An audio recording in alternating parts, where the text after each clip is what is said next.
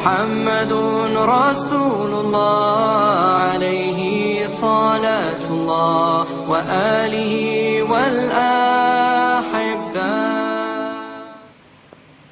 Akan tetapi banyak di antara kita yang berkesinkan Islam namun berjiwakan kafir.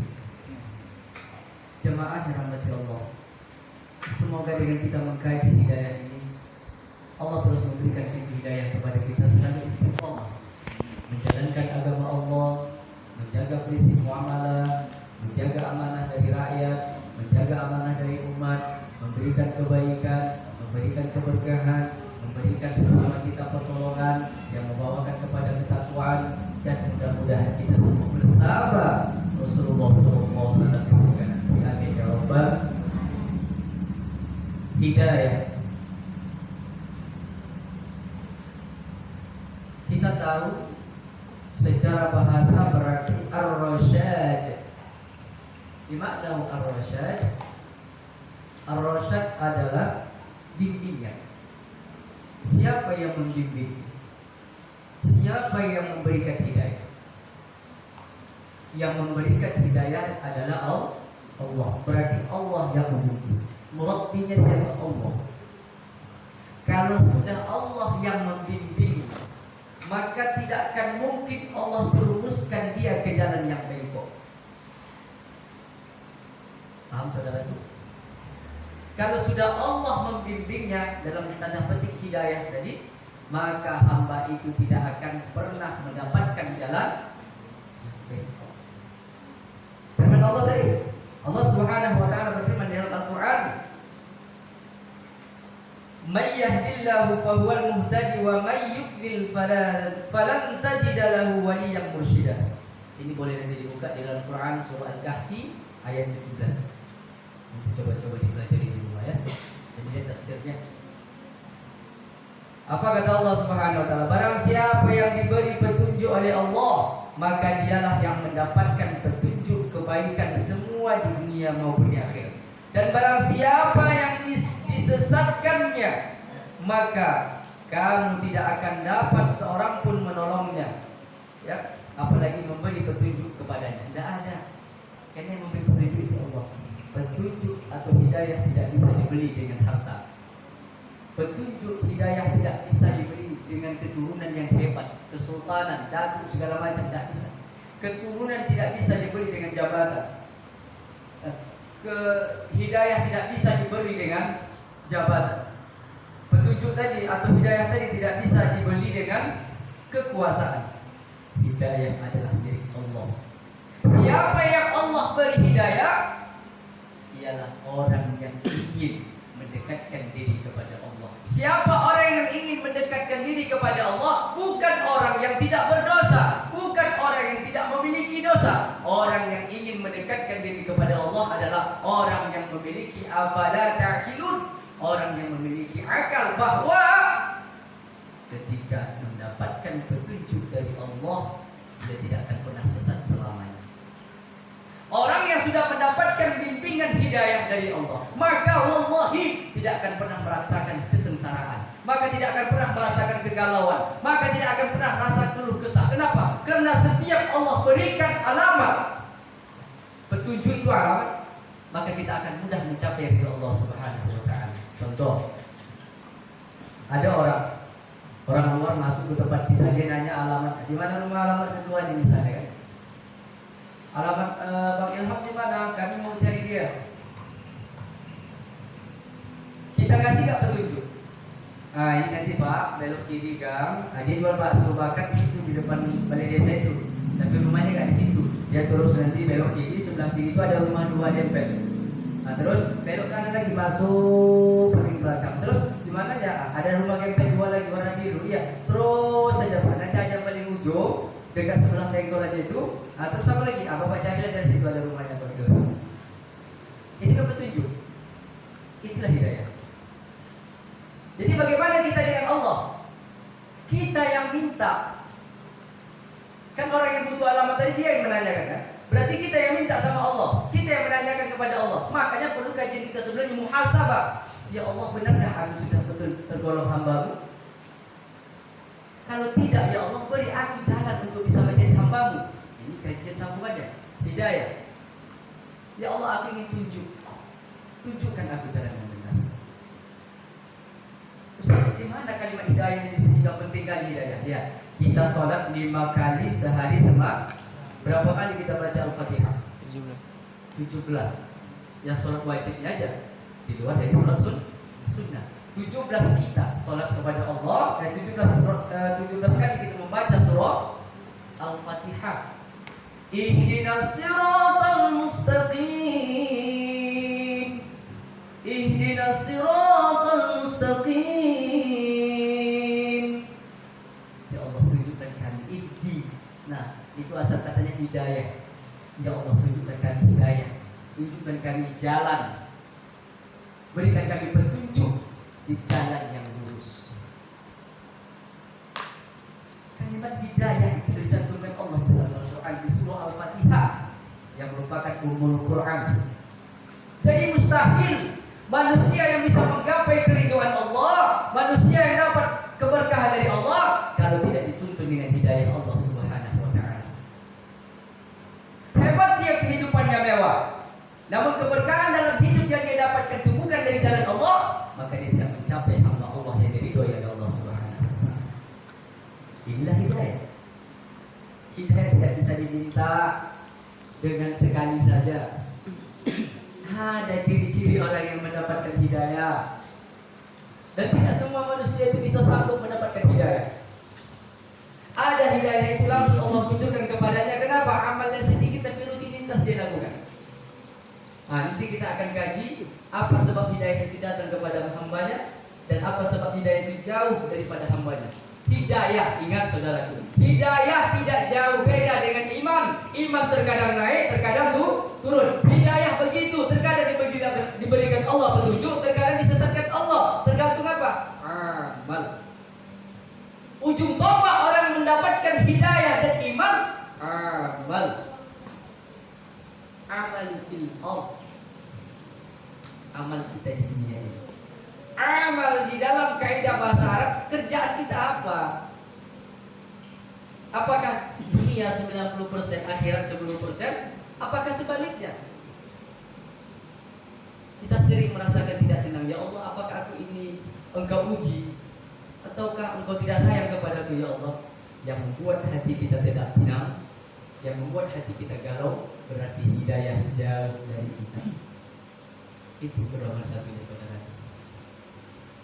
Kalau sudah kita merasakan kegalauan, sesekali kita suntuk kan? Nggak bisa, tidak tidur nggak bisa. Kalau nak makan kenapa ya milih pula tuh? Pengen makan di luar, tak jualan pula si kawan tuh. Balik lagi.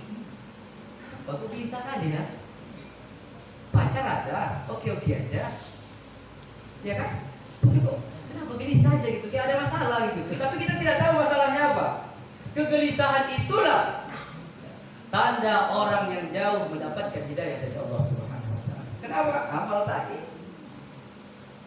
Makanya perlu kita zikir, perlu kita istighfar, perlu kita berselawat kepada Rasulullah sallallahu alaihi wasallam. Tamat SMA, alhamdulillah, senang. Masuk kuliah, tamat kuliah, alhamdulillah. Setelah kuliah, kerja, setelah kerja nikah. Setelah nikah punya anak, punya cucu, sudah punya cucu, punya cicit. Namun dalam prinsip Islam, apakah konsep yang seperti itu sudah mendapatkan hidayah, ketenangan? Tidak. Siap SMA, alhamdulillah. Mikir lagi mau kemana? Kuliah. Setelah kuliah selesai, alhamdulillah, senang. Setelah kuliah itu berpikir mau kemana? Belum dapat kerjaan. Setelah dapat kerjaan, masalah lagi. Tidak juga tenang, kayak mana ya kerjaanku bisa aku nggak pala kerja, tapi aku bisa mendapatkan kemewahan dengan detailku ini. Setelah itu selesai nikah, setelah nikah tidak juga bahagia. Kayak mana ya supaya aku dapat suami dengan setara selevel denganku? Ini kan psikologisnya manusiawi. Namun pada prinsipnya ketika mendapatkan hidayah, saudaraku, manusia yang mendapatkan hidayah, dia tidak akan memikirkan apapun yang Allah berikan kepada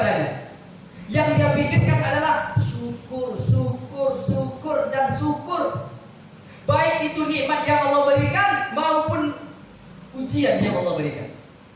Namun dia tidak lepas dari kalimat alhamdulillah. Jangan ketika dapat nikmat aja kita mengucapkan alhamdulillah. Ketika dapat musibah kita tetap ucapkan alhamdulillah. Setelah itu innalillahi wa inna ilaihi raji'un. Kenapa musibah? Musibah Allah berikan untuk menaikkan iman kita. Yakinlah saudara, ini kita buka sekarang. Kenapa Allah berikan musibah kepada kita? Ar-Rahmanir Rahim. Allah Maha Pengasih lagi Maha Penyayang kan?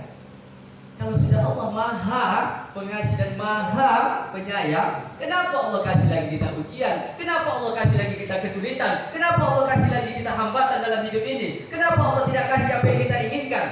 Kalau udah sayang kita pacaran, apapun yang diinginkan oleh pacar kita, kita adakan itu. Minimal kita minjam sama teman kita untuk membahagiakan dia, untuk melihat senyum dia. Kan itu bentuk kasih sayang kan? Tapi kasih sayangnya Allah di dalam kalimat Ar-Rahmanir Rahim. Kasih sayang itu maha. Ar-Rahman bitauqid, maha yang paling memberikan kasih sayang. Kenapa tetap Allah kasihkan ujian kepada kita? Kesulitan, kesusahan. Ada kita merasakan susah kan? Ada tidak? Ada kita merasakan kesulitan? Ada tidak? Jawablah, ada tidak? Kenapa takut? Sekarang gini aja, kalau antum takut jawabnya, saya tanya siapa yang tidak merasakan diberikan Allah kesulitan? Coba, siapa? Oh, aku tetap pernah merasakan sulit. Nah, coba satu aja jawab. Ini ada duit saya 1 juta, saya kasih langsung. Kalau memang dia merasakan, tidak pernah merasakan kesulitan. Ayo, sebelum saya jawab, di tangan. Zaman sekarang saya cari 1 juta sulit dong. Harus jual bakso bakar dulu kita. Ya kan? Jadi kenapa mesti malu jual bakso bakar? Cuma jual sabu-sabu ente. Jual bakso bakar itu mulia. Saya jual bakso bakar 3 tahun dulu saudara, waktu kuliah. Lagi jual bakso bakar, tak ada orang beli, baca Quran. Ar-Rahman. Lama-lama banyak orang beli. Al-Quran mendatangkan keberkahan.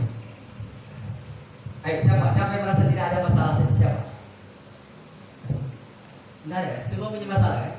Kalau Ustaz ditanya Ustaz, banyak sekali masalah Ustaz. Karena iblis yang menggoda Ustaz di pangkatnya jenderal. Antum masih letkol. Saya jenderal sekarang. Sensitif kali, baik dari godaan perempuan. Jujur aja orang udah nikah kayak gini, banyak perempuan yang mau saya ini. Ini kan ujian, masalah ini kan. Ini kan sulit bagi kita kan. Ditolak, awak jauh dari istri. Tak ditolak, maksiat. Ya kan? Siapa yang tahan jauh sama istri 3 bulan pulang terus ke lagi? 3 bulan Ustaz pulang ke Aceh, baru kemarin lagi. Siapa yang tahan? Tapi karena iman dan hidayah tadi, kita bisa menahan. Sekali bisa silap juga. Silap, tapi kembali kepada Allah. Siapa yang tidak punya masalah? Pasti punya masalah. Kenapa kita bilang pasti? Baginda Muhammad Rasulullah SAW, Habibullah, Khalilullah, kekasih Allah yang Allah cintai, juga Allah berikan ujian, kesulitan. Apalagi kita umatnya Nabi Muhammad. Nah, berarti kita harus ada kesulitan. Makanya Allah keluarkan firman Allah dalam Quran apa itu? Saudara? Al-Insyirah. Apa bunyi Quran surah Al-Insyirah? Ayo. Quran surah Al-Insyirah ayat juz 30. Ayo. Dia di bawah urutannya itu setelah surah Ad-Duha. Apa? Masya Allah. Sudah datang orang ganteng, lihat ada ya. Apa tadi? Alam Nas? Iya, itu nama surahnya Al-Insyirah ya. Tidak ada nama surah Alam Nasrah. Ya, itu ngajar anak TK, ayo baca surah Alam Nasrah. Bukan, itu nama ayatnya, surahnya Al-Insyirah. Ya. Paham? Ya. Apa bunyinya? Alam Nasrah laka sadrak wa wada'na anka wizrak alladzi anqadha dhahrak wa rafa'na laka dhikrak fa inna ma'al usri yusran inna ma'al usri Inna ma'al usri yusra, inna ma'al usri. Setiap kesulitan pasti ada kemudahan. Dan di setiap kesulitan itu ditaukid lagi oleh Allah, dikuatkan dengan satu ayat berikutnya. Dan di setiap kesulitan itu ada kemudahan. Firman ini turun untuk memotivasi Nabi Muhammad SAW ketika menghadapi para musuhnya, ketika menghadapi umat-umat yang ingin Rasulullah tarik masuk ke dalam agama Allah. Berat perjuangan. Itulah kemuliaan Nabi. Alam nasroh laka sadrak. Ya. Karena nabi-nabi yang lain bermohon kepada Allah, Rabbi shrahli sadri wa yassir li amri. Ya Allah, bukakan dadaku, lapangkan dadaku, berikan ilmu pengetahuan kepadaku, jauhkan dari kesulitan dadaku ini dalam setiap masalah. Para nabi yang lain itu doa. Tapi ketika Nabi Muhammad, Allah yang membukakan sendiri, bukan Nabi Muhammad yang minta dengan kalimat apa? Alam nasroh laka sadrak. Aku, kata Allah, akan membukakan kesempitan di dalam dada. Itulah kemuliaan Nabi Muhammad sallallahu alaihi wasallam. Sallu ala Nabi Muhammad. Kembali kita ke konsep hidayah. Jadi tidak ada satupun yang dapat memberikan hidayah kecuali kita sendiri yang menggapainya melalui amal ibadah kita kepada Allah Subhanahu.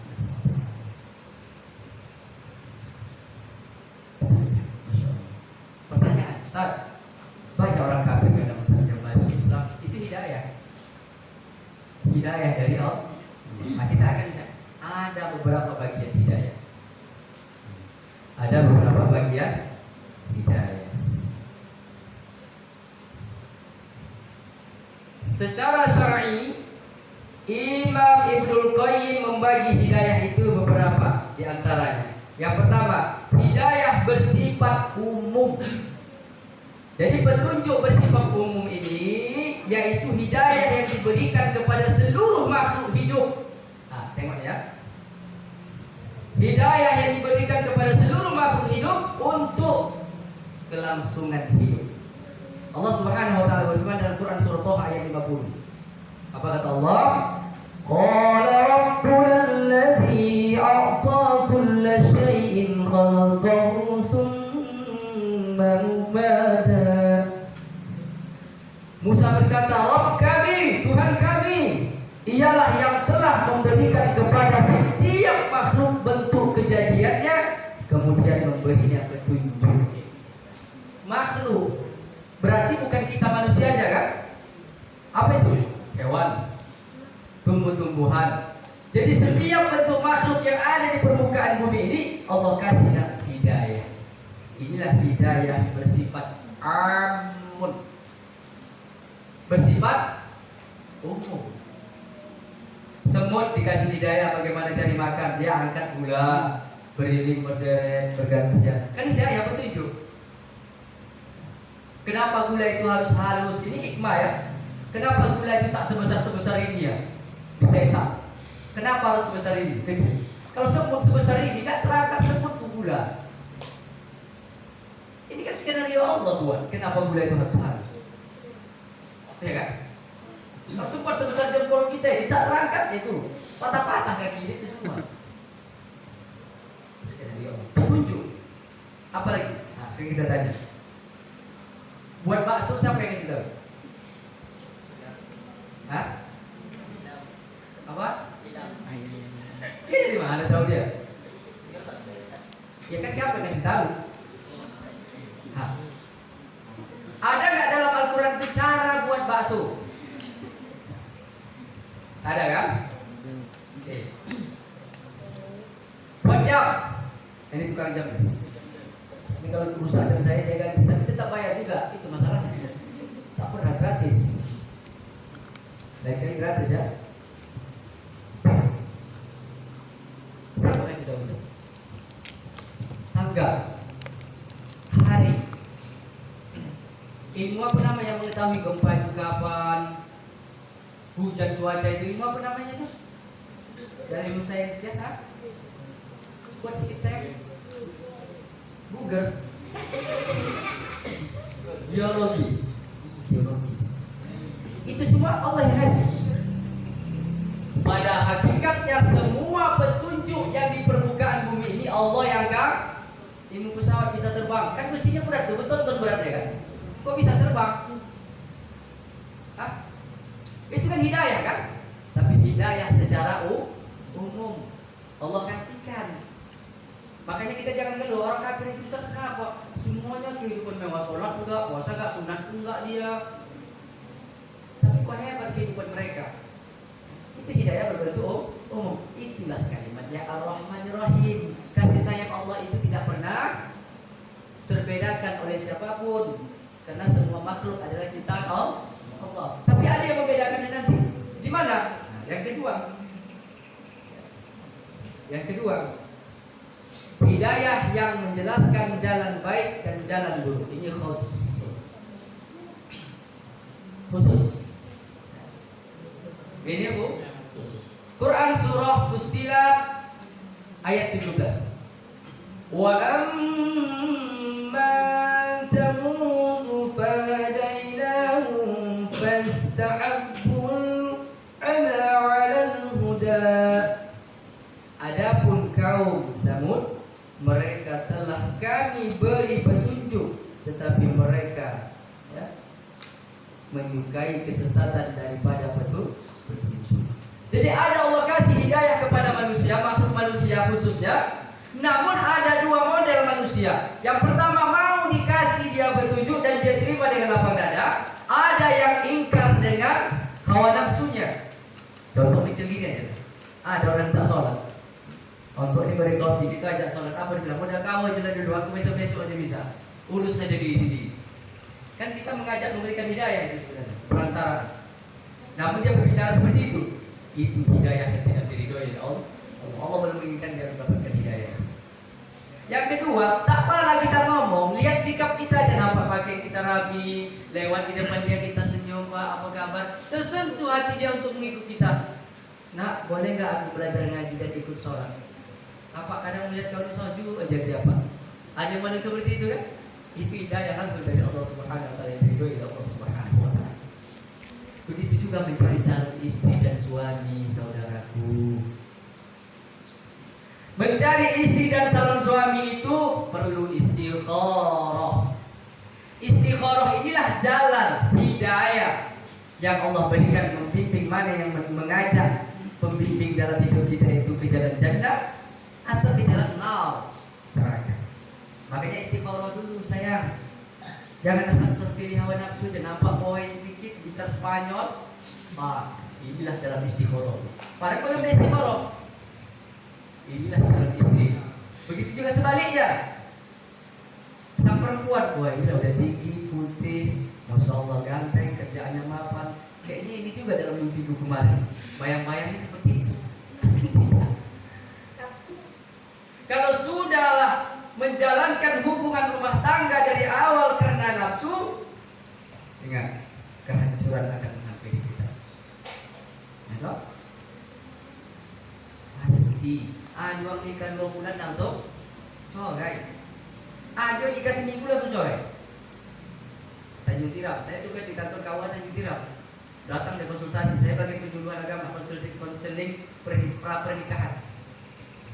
Pak, kami mau cerai nih. Ya udah, kenapa cerai? Kami baru seminggu nikah. Pak Tanjung Tirap, tidak usah saya bilang orang kan. Dah tak cocok lagi. Selama hari ini kita pacaran. Kami pacaran 7 tahun. Kok bisa nikah seminggu 7 hari bisa nggak cocok? Ya nggak nyaman aja lagi.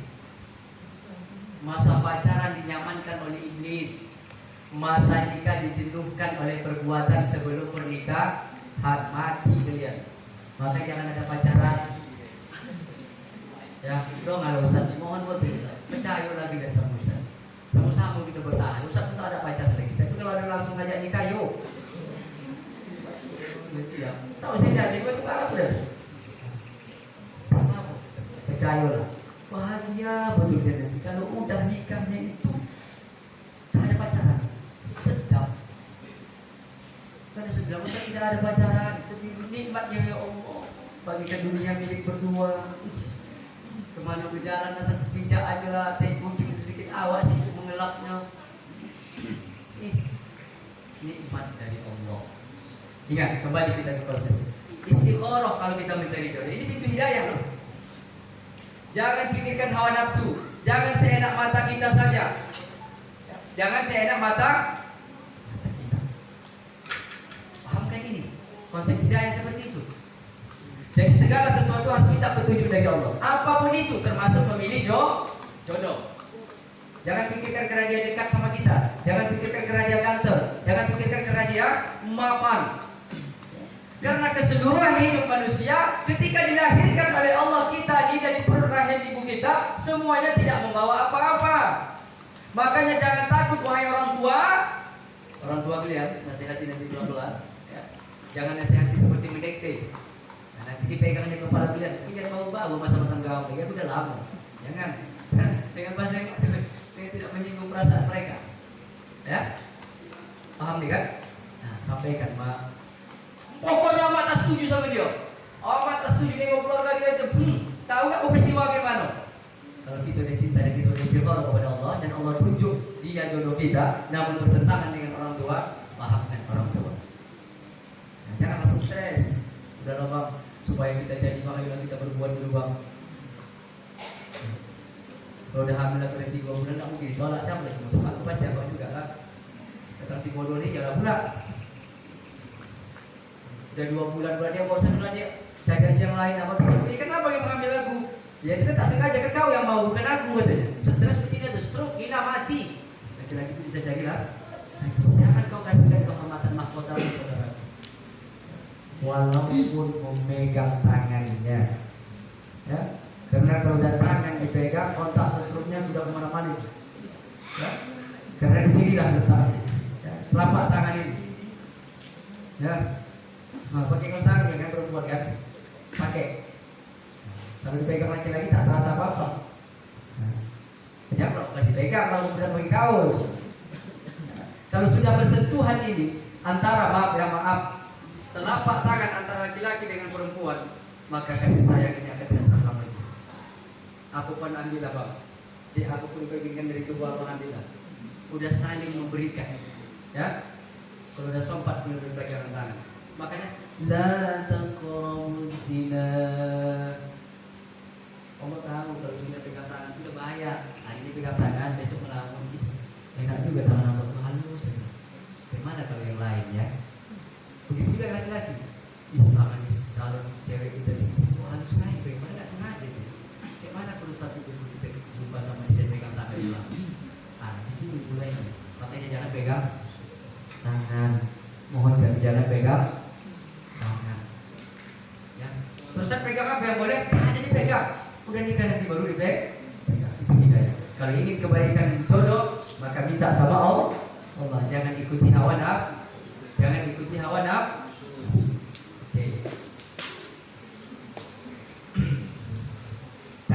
Kalimat ihdinas siratal mustaqim. Ingat, kalimat ihdinas siratal mustaqim, ya Allah tunjukkan kami jalan yang lurus. Ini artinya apa? Jalan yang Allah berikan kebaikan menurut Allah. Ya. Jalan yang Allah berikan kebaikan menurut Allah, bukan menurut kita. Kalau kebaikan menurut kita itu yang berbicara nafsu. Tapi kalau kebaikan menurut Allah itu yang berbicara adalah hidayah. Paham saudaraku? Paham sampai di sini? Paham. Kita tak lama-lama lagi. Kalau lama-lama nanti bosan. Oke. Ada 7 ciri orang yang dapat hidayah Allah. Nah, ada 7 ciri orang yang mendapatkan hidayah. Yang pertama, mudah dalam beribadah, ringan aja dalam sholat, ringan aja dalam puasa, ringan aja dia melakukan kebaikan. Apa dalilnya? Quran surah Al-Bayyinah ayat 5. Wa ma umiru illa liya'budullaha mukhlishina lahud-din hunafa. Kata Allah, padahal mereka tidak disuruh kecuali supaya menyembah Allah dengan memurnikan ketaatan kepadaku dalam menjalankan agama yang lurus. Kan agama yang lurus lagi. Agama yang lurus. Jadi mudah dalam beribadah, ikhlas. Datang kemari pun juga Ikhlas. Ikhlas karena Allah.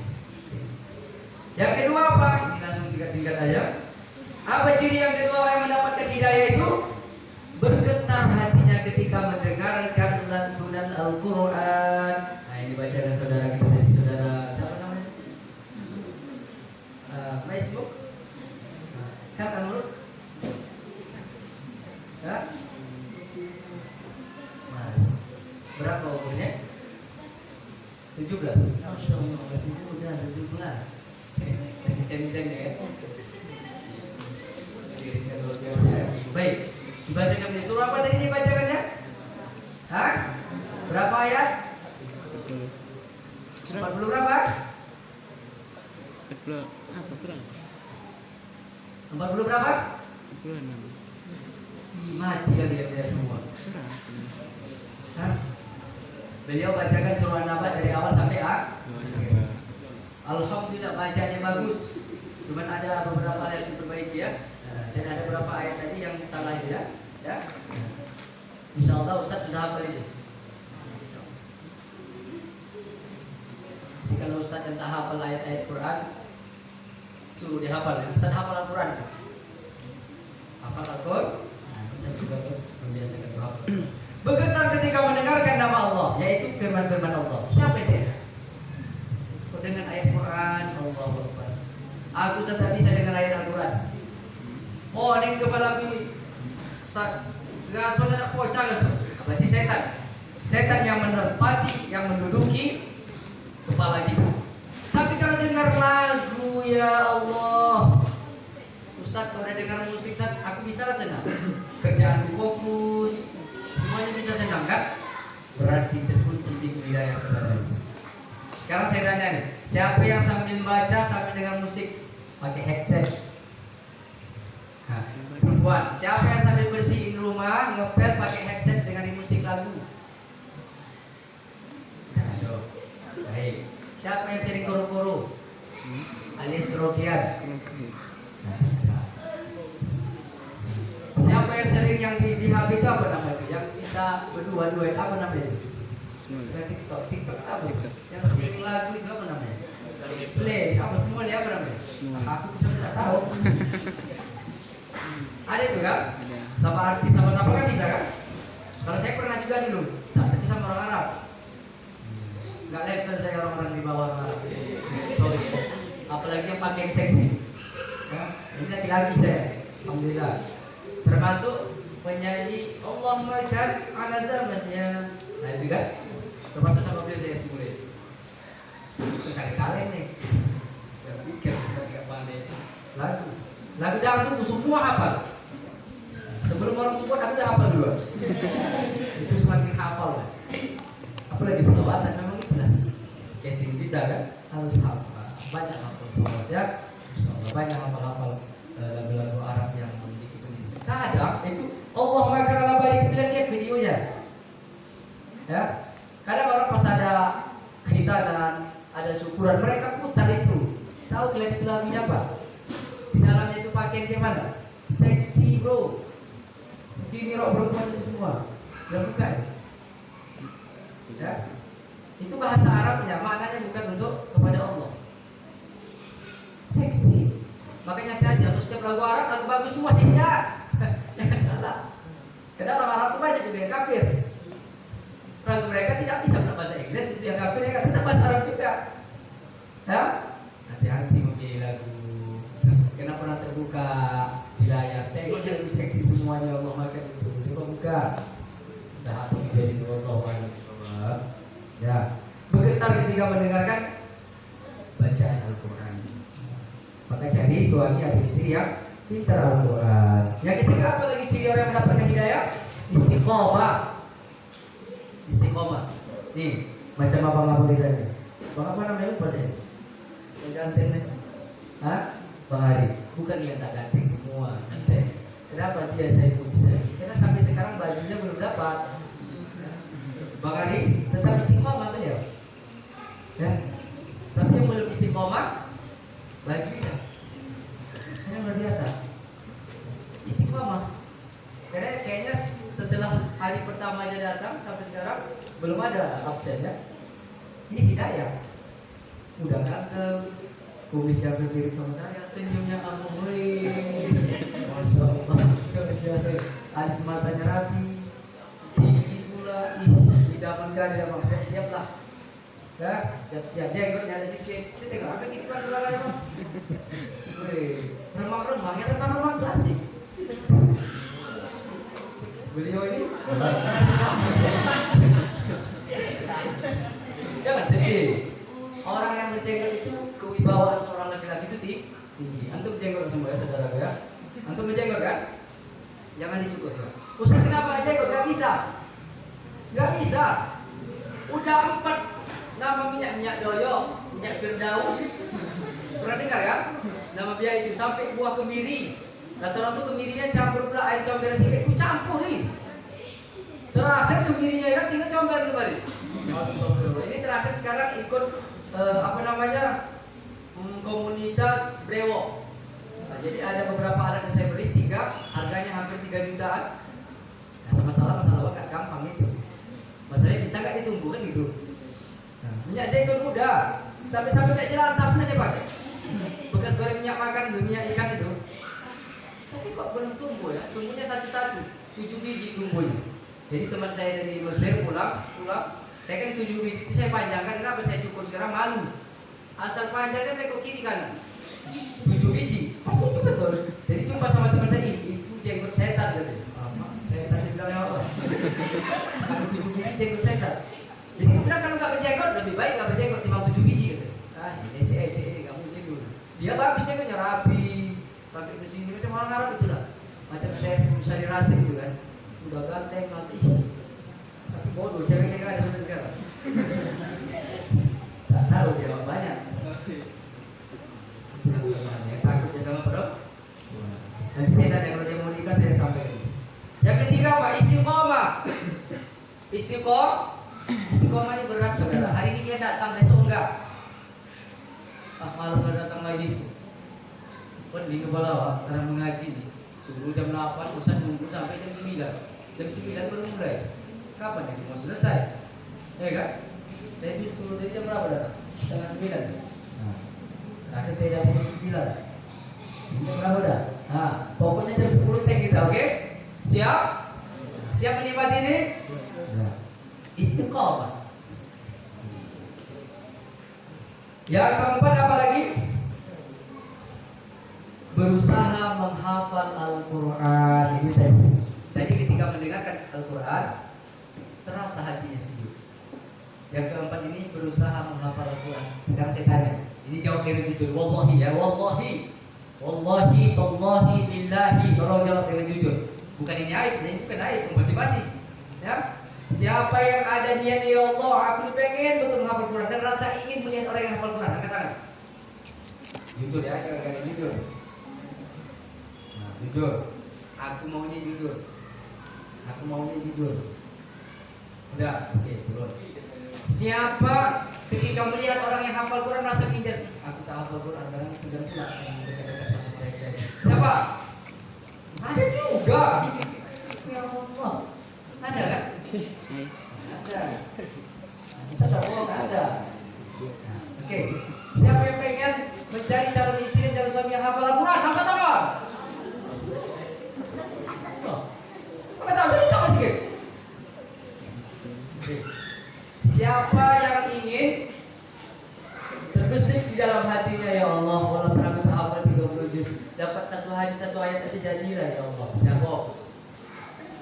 Iya ke? Hah?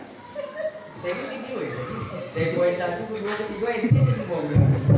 Betul, jelas ini ya. Jadi berlaku aja biar normal mendengar apa yang saya bicarakan ini. Nah.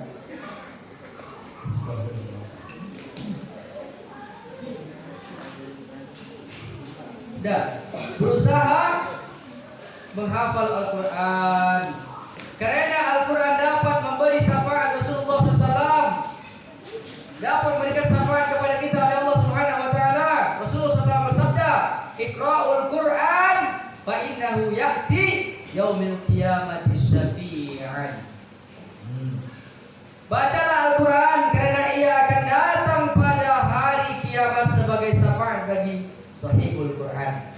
Bagi orang yang pecinta penghafal Al-Quran, ayo sama-sama ini buat program.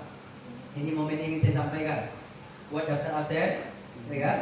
Buat formatnya, anak remaja musola ini hafal Quran sekali setor, berarti seminggu ya.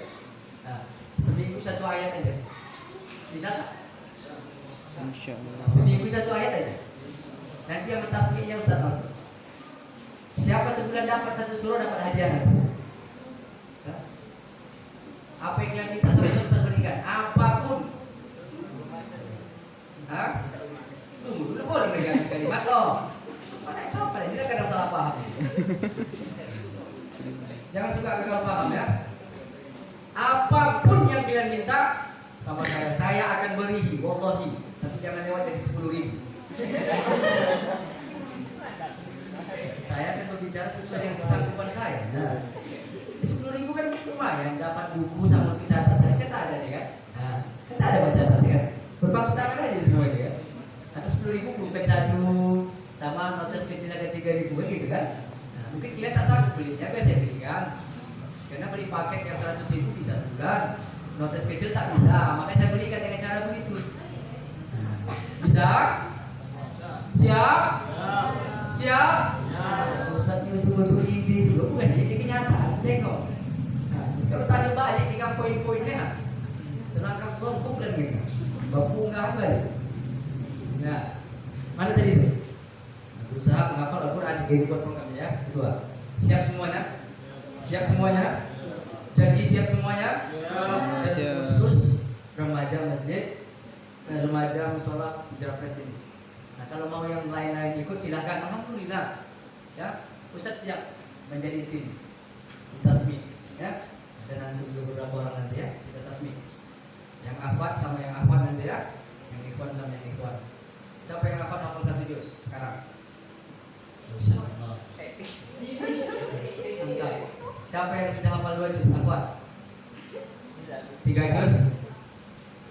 4 juz? Yang mana? Berapa umurnya 1 juz dari itu? Insyaallah ke depan ada hadiah untukmu ya, dengan saya itu ya. Catat namanya ya. Ustaz suka, kenapa? Walaupun Ustaz belum hafal, masih proses sekarang di 20 juz, tapi Ustaz senang melihat orang yang hafal Quran. Ya, sama-sama. Ustaz juga lagi menghafal. Ustaz pulang dari acara gini, nanti sampai ke rumah jam 12, jam 12 tidur sampai jam 1, jam 1 bangun lagi. Membaca Al-Quran. Ya, programnya ada 3, membaca Al-Quran. Yang kedua itu melihat maknanya. Terus yang ketiga menghafal Al-Quran. Baru bilang tahajud. Nah, Insyaallah kita buatkan itu. Ustaz iya ya enggak, motivasi. Ya, motivasi sebenarnya. Ayolah. Saat-saat inilah momen kita ingin mendapatkan sesuatu yang kita ingin. Kalau udah tua nanti tidak perlu kita kemewahan lagi. Dengan tahajud itulah Allah akan bukakan segala apa yang kita inginkan. Ingin kuliah di luar negeri besok silakan ke Jepang, ke Prancis, jangan ke Prancis ya. Kalau usah Prancis, putuskan hubungan dengan Prancis. Siap? Nah, kembali kita ke Prancis. Yang kelima Pak, sedekah. Nah, orang yang saya dapat hidayah itu suka sedekah. Suka sedekah. Ustaz cerita aja, Ustaz sedekah enggak? Sedekah juga. Sedekah Ustaz gimana? Kalau Ustaz setiap ceramah Ustaz sering ngasihkan duit. Itu salah satunya. Bukan ria ya, untuk memotivasi anak-anak. Karena aku tak bisa sedekah banyak ke masjid, tak bisa aku sedekah banyak kepada yang membutuhkan. Sedekah Ustaz yang pertama adalah seperti itu dakwahnya. Yang kedua, Ustaz mengajar anak ngaji dari maghrib ke isya. Siapa saja, wallahi tidak dipungut biaya. Ini saja beliau. Ini saya lakukan. Ngajar ngaji, kro. Saya senang. Khairukum man ta'allama al-Qur'ana wa 'allama. Khairun nas yanfa'un nas. Jadilah manusia kita yang baik, yaitu bermanfaat bagi orang. Ajari adik-adik. Tetangga yang panggil orang tarik. Walaupun ribut lompat-lompat dia. Orang gerak kita tengok. Duduk datang lompat kiri, lompat kanan. Bahkan heran saya di tempat saya mengaji itu anak-anak tahu pula dia kalimat potong bala. Tahu kan arti potong bala? Dia datang ramai-ramai. gubung rumah saya. Belum saya buka pintu lagi kunci. Udah didobrak ya pintu saya. Saya duluan, Ustaz, saya duluan. Majulah kawan nih, yang tidak duluan tadi. Ustaz, dia motong pala, Ustaz, motong pala. Padahal anak kecil segini. Kupikir, mana pula orang pandai motong pala.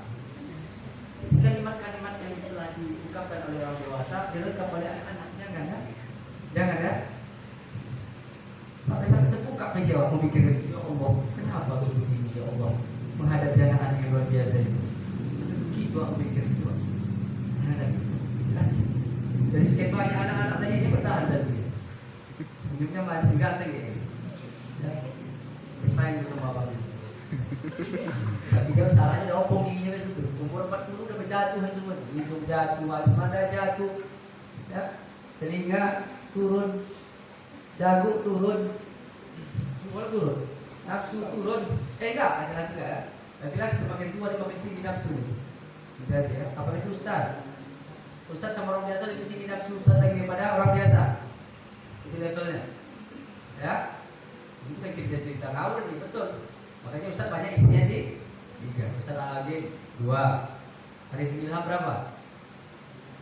Hah? 2 atau 3? Hah? 2. Ustaz apa lagi yang istrinya banyak? Makanya jangan kalian cari calon suami ustaz, ya. Biar kami cari sendiri. Berbanyak apa tadi? Sedekah. Karena sedekah itu yang pertama menjauhkan bala. Yang kedua membuka pintu rezeki. Istanzilu rizqa bisadaqah. Ya. Dengan membuka pintu rezeki dengan gembok adalah sedekah. Tidak.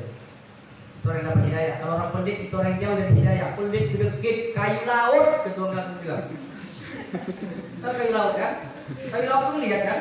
Orang dibakar lama betul itu. Itu gua pelit. Lama betul dulu dia orang apa ya? Minum kopi lama dan tidak segala macam. Jadi dia dorong yang tahu gua nak mati. Nanti kan minum kasih uang, makasih ya katanya. Baru dia kayu. Ada apa itu? Banyak sekarang nih. Batu bara ada tak? Batu bara di Sumber. Kita tahu kan batu bara ciri-ciri berpolit. Aku berpolit anak muda kan nih. Pada sekarang tuh mau sibuk sama dia. Ustaz, tolong Ustaz. Mama aku Ustaz mau meninggal Ustaz. Sibuk datang. Tapi kalau tidak ada masalah, lewat menengok aku malas. Kan Ustaz tahu Ustaz. Bukan membanggakan diri Ustaz tidak. Cuma Ustaz atau bar gitu kan. Tak ada nengok aku malas. Hati-hati. Uang kayu politik ini tombak dan neraka jahanam gitu ya. Celup-celup lolos tarik masuk, tarik masuk. Kalau masuk sekali tidak saudara merasakan ya kan? Sekali ini dulu. Ini udah ditarik, dibaguskan lagi tubuhnya, dimasuk lagi. Oke, teh celup gitu lah. Tuh. Kalau ada uang yang politik, saya bilang aja teh celup. Ini nggak betul, itu kita main-main. Jadi simbol orang politik itu teh. Pusat ada yang mereka buat tuh ya, yang masuk di status WA, yang buat teh celup tanda petik. Kan ini komen kan sama yang lain. Apa ini maksudnya? Ada deh. Saya sama sekali. Yang kadang jaga tujuh, kita teh bawa. Ini mak teh nggak ada, biasa ada teh susu. Alamak, saya pengen minum susu malam ini. Aduh, ini tanggung jawab ini. Saya tak izinkan ini. Kirim ke rumah nanti ya, rumah saya di Boga itu. Harus ada yang ngantarkan. Kalau tak susu TSD itu jadi. Kalau tak sulit juga boleh. Kalau bisa tiga-tiganya nih, jadi kirim TSD kirim susu juga kirim. Ketujuh terakhir, selalu memperbaharui taubat. Selalu memperbaharui taubat. Hijrah itu bagian daripada memperbaharui taubat. Tidak ada manusia yang tidak berdosa saudaraku. Semuanya kita berdosa. Taubat kita kepada Allah. Quran surah ayat 10. Faqul tastaghfiru rabbakum innahu kana ghaffara. Mohonlah ampun kepada Tuhanmu.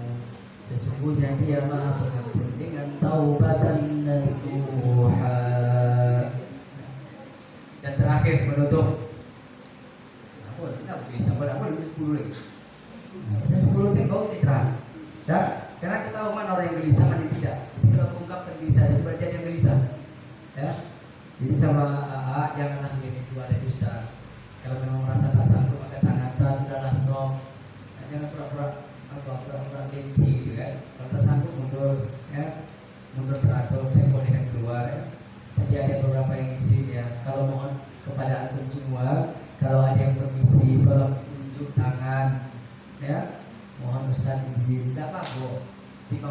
diam-diam saja. Ya, itu adabnya sangat jauh. Karena itu diajarkan oleh Rasulullah SAW ketika Ali Thalib mendengarkan tausiah begitu, angkat tangan, lihat dulu, usah lihat tangannya. Kalau udah usah anggukkan baru turunkan, baru keluar dari ruangan. Itu adabnya menghargai. Paham kan saudaraku? Baik. Kembali ke konsep awal. Hidayah itu mahal, tidak bisa diberikan apapun. Termasuk Nabi pun tidak bisa mendoakan hidayah untuk siapa? Nabi. Kan itu Allah dalam firman-Nya itu. Kisah Abu Thalib wafat. Ingat Abu Thalib siapanya Nabi? Pamannya. Ketika Nabi bersabda di sisi pamannya Nabi, apa kata Nabi? Ay ammi qul la ilaha illallah kalimatan ahajjul laka biha indallah. Wahai pamanku, katakanlah kalimat tauhid la ilaha illallah, yaitu kalimat yang aku nanti bisa beralasan di hadapan Allah untuk menyelamatkanmu. Padahal Abu Thalib itu begitu hebat perjuangannya menyelamatkan Nabi Muhammad. Dakwah Muhammad dibantunya. Siapa yang mengusir Muhammad berhadapan dengannya? Kenapa Allah tidak kasih hidayah kepadanya? Kan itu pertanyaannya kan? Sampai-sampai dilanjutkan lagi. Abu Jahal laknatullah alaihi. Inilah nih orang-orang yang luar biasa yang Allah laknat. Apa kata Abu Jahal? Ya Abu Thalib, targhabu an millati Abdul Muthalib. Wahai Abu Thalib, apakah engkau tidak suka pada agamanya Abdul Muthalib? Kan masih agama Yahudi. Abdul Muthalib siapanya Pak? Siapanya Nabi? Kakek. Hah? Yang bilang kakek siapa? Angkat tangan. Abdul Muthalib. Yang bilang kakeknya angkat tangan. Coba sikit. Satu orang. Yang bilang pamannya siapa? Angkat tangan. Ya Allah, ada pula yang tidak tahu sama sekali angkat tangan. Yang tahu sikit-sikit angkat tangan. Yang tahu tapi lupa angkat tangan. Yang pura-pura tak tahu angkat tangan. Abu Thalib paman, oh. Abdul Muthalib kakeknya. Ih, ya begitu bona. Hilang otaknya lebat di TikTok kan? Utak TikTok, tinggal ke TikTok, utak hilang. Macam orang tidur lah betul. Kakeknya Abdul Muthalib, papanya Abu Thalib. Ini Abu Thalib jadi masalah ya. Apa kata Abu Jahal tadi ya? Tidakkah kau tahu engkau tidak suka kepada agamanya Abdul Muthalib? Artinya Abu Jahal bilang, Musa kau ikut Muhammad, keponakan kau itu ikutlah ayahnya kan? Abdul Muthalib itu ayah Abu Thalib. Ikutilah dia karena itu ayahmu. Gesek-gesek bikin Abu Jahal ini. Sama teratur sama Abu Jahal. Rasulullah SAW berkata lagi, Li'astaghfiranna laka ma unha anhu. Sungguh aku akan memohonkan ampun bagimu, wahai pamanku, selama aku tidak dilarang oleh Allah. Barulah turun asbabun nuzulnya. Turunlah firman Allah di dalam Quran surah At-Taubah ayat 113. Tengok nanti ya, panjang betul ayat ini. Artinya dan bacokan, tidak pantas bagi seorang nabi dan bagi orang-orang yang beriman mereka memintakan ampun bagi orang yang musyrik, meskipun mereka memiliki hubungan kekerabatan.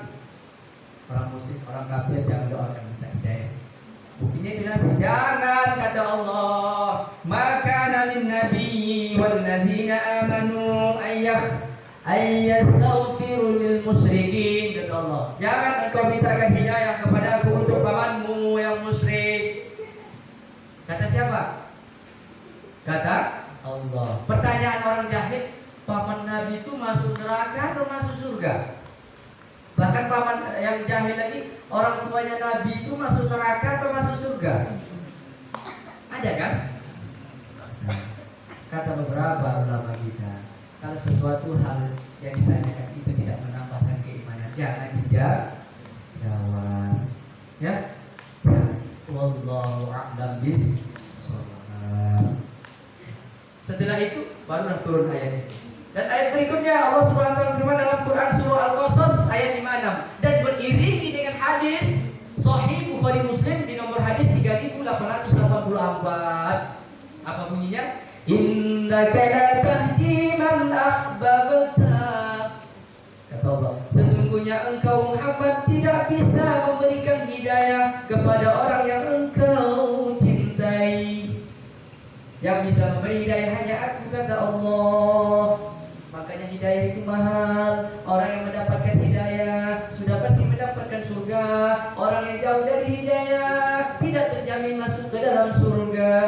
Makanya orang kita ini sekarang perbanyak minta hidayah. Jangan dalam doa minta rezeki duluan, jangan minta jodoh duluan. Kita doa seperti itu kan. Jangan minta ampunan untuk orang tua dulu, tapi yang kita minta, ya Allah bukakan pintu hidayah kepadaku.